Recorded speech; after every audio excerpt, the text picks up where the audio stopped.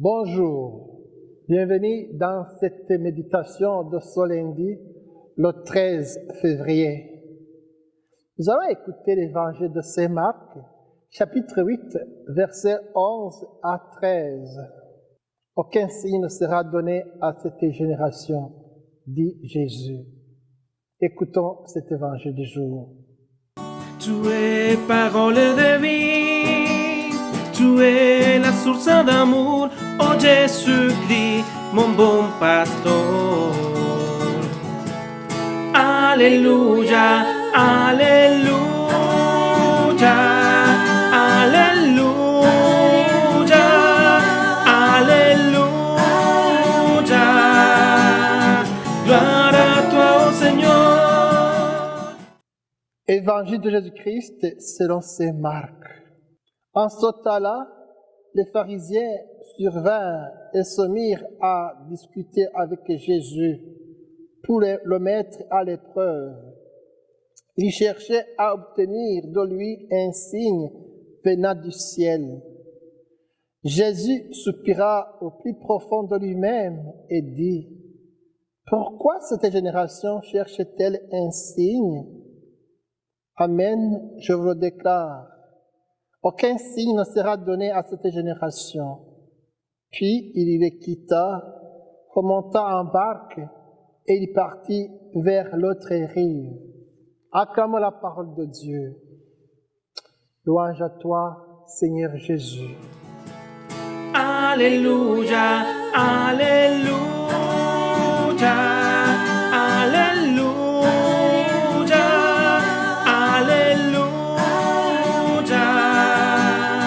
Gloire à toi, ô Seigneur.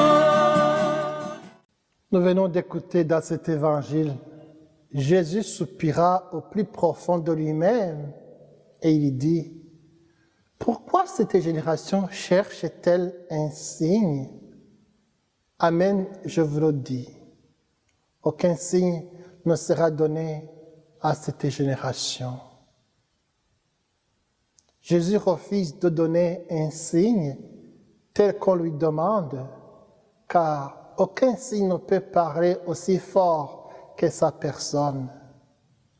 Aucune preuve ne peut être plus évidente que ses œuvres, comme la multiplication des pains qui procède cet évangile d'aujourd'hui. Jésus ne donne pas de signe parce qu'il réalise dans sa personne la parole vivante de Dieu. Jésus est lui-même le signe.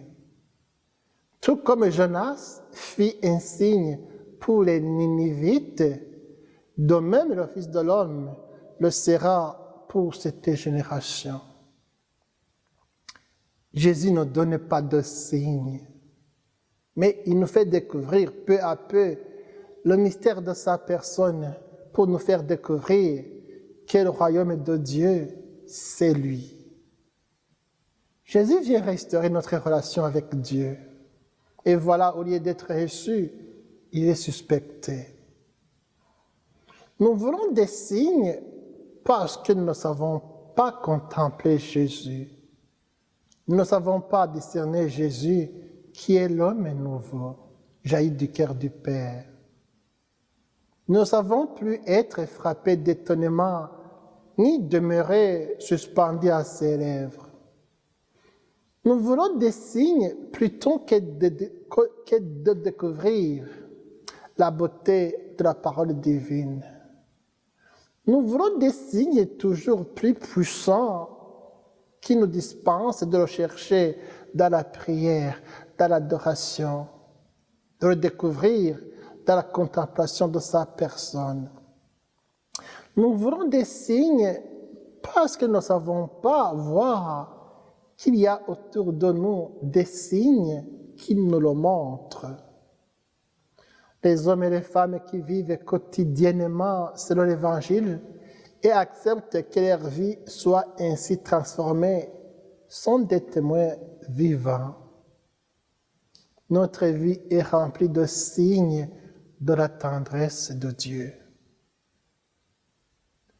Jésus provoque nos regards sur sa personne Il est le chemin pour découvrir le visage de Dieu. Sa personne est cette porte étroite venue vers nous pour que nous puissions aller vers lui.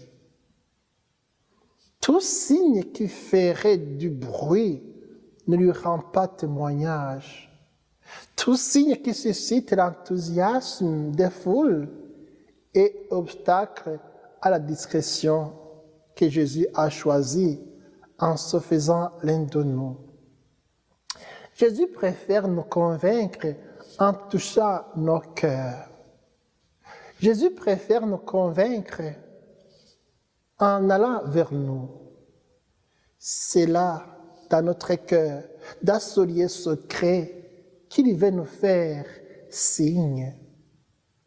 Nous voulons rendre grâce à Dieu pour tout ce qu'il nous donne et cultiver son don de Dieu.